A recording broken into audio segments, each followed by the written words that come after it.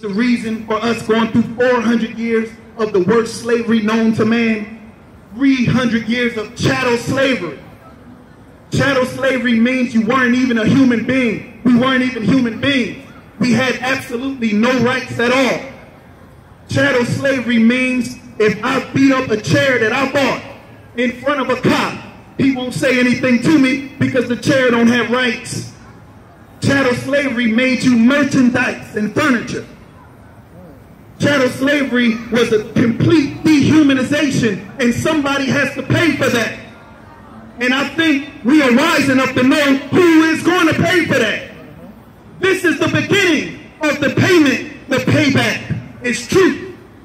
We are here because the name of this talk is Ye Shall Know the Truth, and the truth shall set you free. First, it'll let you know who your enemy is. But it'll make you know who yourself is first, and who your God is second, and who your enemy is last. And once you have that knowledge of those three important things, then you are completely free indeed. And getting little things like a neighborhood, or owning your house, or having a car, and having a store or a market and feeding yourself, that's lightweight thing. You'll start building pyramids again. You'll start traveling the universe again. Study your history, brothers and sisters. The skin is an antenna to God. That melanin inside your beautiful, beautiful black skin is an antenna to God. When you hear the music, the color in your skin answers the music that you hear. You're the only people that's like that. They call us, in secret, the indigenous people of the earth. Look that word indigenous up. It means natural to the planet. You are the aboriginal people of the earth.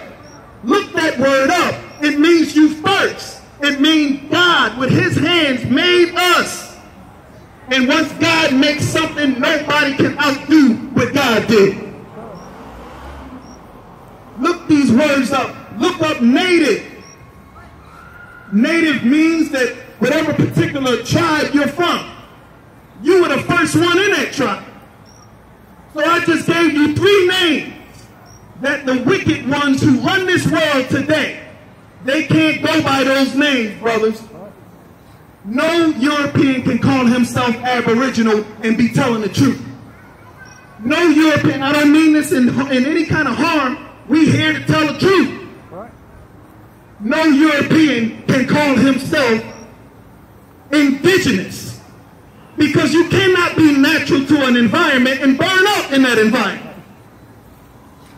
No European can call himself a native, because everywhere he went, we were already there. You can't call yourself a Native American. We had people of color here already. You can't call yourself a Native Brazilian. There was people there already. You can't call yourself a Native Australian. Sorry, Crocodile Dundee. Somebody was there already. You can't even call yourself a Native European. The Grimaldi tribe had already been there. And we found that it's not good living conditions, so we left. And once they started mistreating us and deceiving us and had us fighting each other, we were very different 6,000 years ago. We didn't go for that 6,000 years ago because we were closer to God 6,000 years ago. We knew who we were. And we knew God, but we didn't know our enemy, and that's how we were deceived. So your Bible says that we put them out of the garden.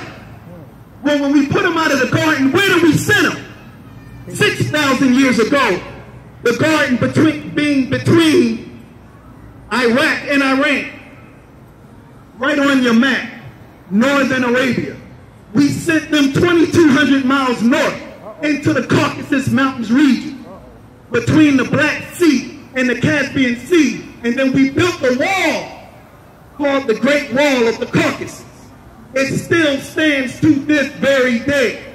The Bible says a fiery sword was right there, where we wouldn't let them come back down. We kept them in the cave for 2,000 years. And that's why you don't have a prophet before Moses that wrote scripture. Let's look at our book. Who wrote Genesis 1:1? Moses wrote Genesis 1:1 2,000 years after Adam. 2,000 years because we had peace for 2,000 years. The majority of them went into the Caucasus Mountains and became Sasquatch, Bigfoot, the cave people that they tell you very little about. Moses is the one that brought them out of the cave. And this is why it says that Moses was in the wilderness 40 years, bringing them back down to fulfill scripture. See, one thing we like to do is talk to you like we know you know. Because I'm not a person that believes that the hood is stupid. Sometimes people come down and dumb down the message. But me and us, we believe that y'all study. Everybody might not know everything, but we know that you know a whole lot of stuff. So we come here and we give it to you raw. And we give it to you hard because we have respect for you. And we have respect for your intelligence level. We know that we are not what they say we are. A group of people that are dumb as hell and don't read nothing. We know better than that. So we come and we talk to you hardcore. And we tell you the flat out truth. We don't chew it up like baby food and serve it to you. We give you that nice halal steak. That's right. That's right.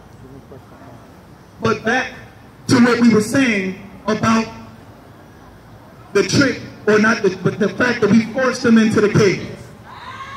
We forced them into the cave. Some of them stayed behind, brothers and sisters. And we about to wrap it up, but listen to this. By the grace of God, we're going to wrap this up real strong. Some of them stayed behind, and they became the Semitic people that you read about in your Bible. Semitic, the prefix of the word Semitic is had, semi.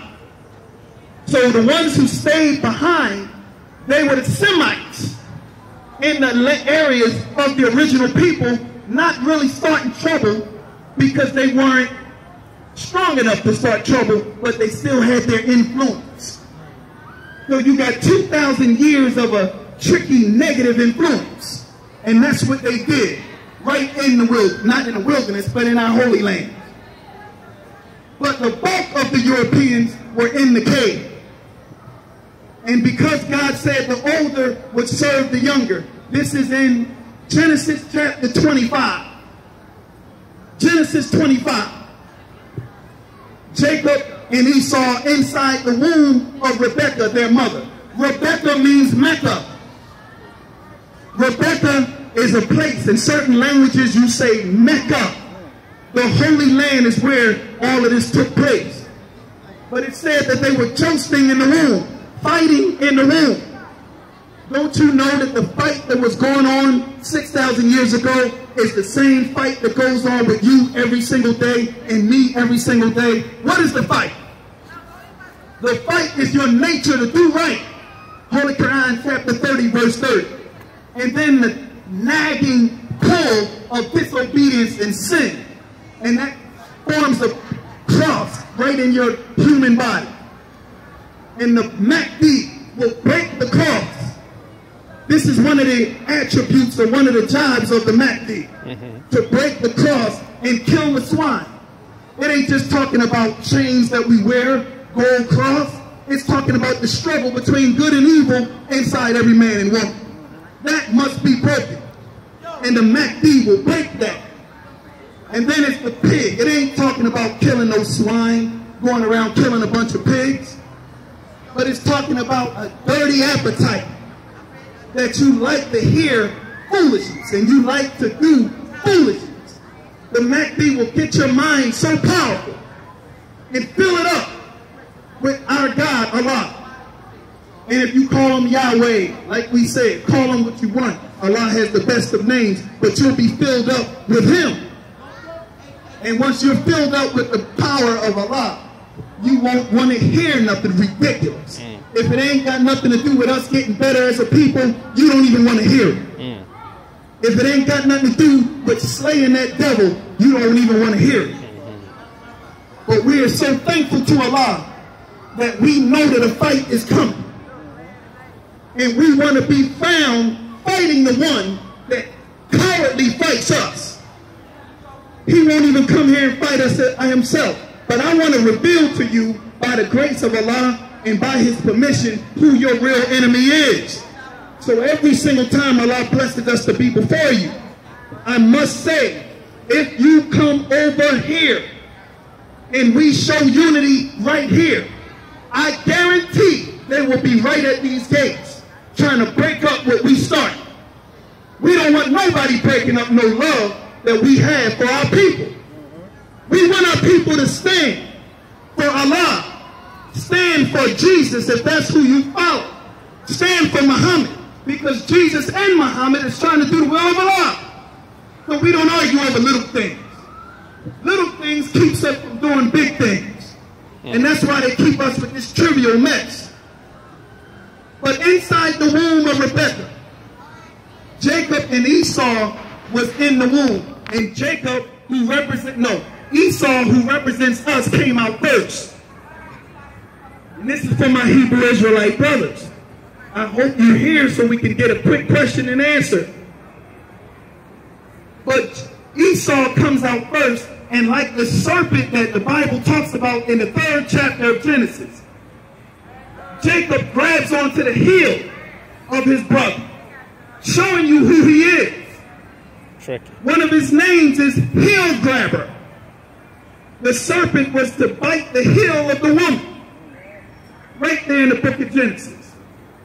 Right in the book of Revelation. The heel grabber. That means that you know you can't deal with the head. We started off talking about Jesus is the head. But since the head is too powerful for an evil head, because truth beats a lie on a bad day, he can't deal with the head, the man of God, so he goes after the followers of God. The heel represents the followers of these great men that we always open up honoring, the prophets. The devil never bruises the head of the prophet. The prophet is too heavy for the devil. But the devil goes after the believers of the prophet and stops the believers from following the prophet, who is trying to connect them to Allah God. So Esau comes out first, Jacob comes out second. But this is where we're going to end. Rebekah prays to Allah, God, what is this in my womb? And look at God's answer that he gives Rebekah, who really means Mecca, and the people of Mecca. He said, 2 nations are in thy womb, a older and a younger, a weaker and a stronger. And he says the older shall serve the younger. This is Genesis 25. Check your phone out. So now who are we? And who are they? The enemy. They are the weak. They are the weaker ones. I'm not busting. But genetically they are recessive. Recessive. You can look up Gregor Mendel. It's their own biologist. It talks about how 2 recessives cannot make a dominant. We are the dominant. Dominant means strong. Genetically. Especially not mentally. Because if we were mentally stronger, they wouldn't have been able to take everything that we had. But 2 dominants can produce a recessive. This is called Mendel's law. Gregor Mendel's law. So 2 nations are in thy womb, an older and a younger, a weaker and a stronger, and the older will serve the younger. Who got here first? We did. Who's the younger? Caucasian people. Who's running who? Who's serving who here? We serving a younger people, right in line with Scripture. But at the end of the 6 days, 2 Peter chapter 3 verse 8 says, 1 day to God is 1,000 years to us. So we are 6 days after Adam. And we're telling you that the Scriptures and the fulfillment of Scripture is us. And we're telling you that God came like a thief in the night. You didn't see his coming. But it's clear he came, because we got knowledge, wisdom, and understanding that was given to the black man and woman first, and for the world second. Thank you for listening. May Allah bless you as we greet you in peace. Assalamu alaikum.